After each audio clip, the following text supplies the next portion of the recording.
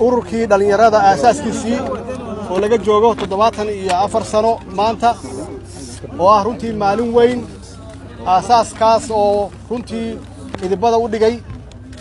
midnimada Soomaaliyeed iyo qarnimada Soomaaliyeed iyo xorriyadda Soomaaliyeed oo ahaa SYL waxa weeye ururkii siyaasadeed ee soo dedejiyay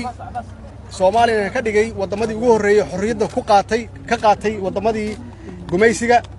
waxay ahaayeen ama ay ku gaareen halgankaas inay Soomaali mideeyaan oo ay walaalayaan ay ku keenaan qarannimo ay uga fogaadaan qabiilka iyo qabyaaladda runtii arintaasi iyo halgankaasi ummadda Soomaaliyeed waxay ku soo caana ku heshay ama ku barwaaqay ku jirtay muddo 30 sano ah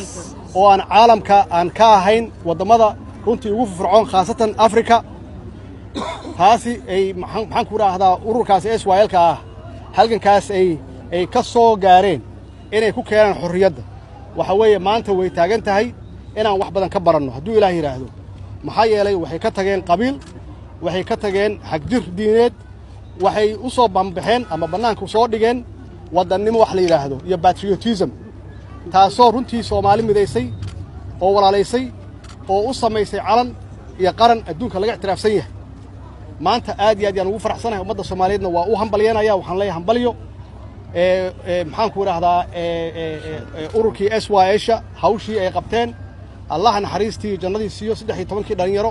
hawshii ay soo qabteen annagana insha Allah waa ku dayareynaa hadduu Ilaahay yiraahdo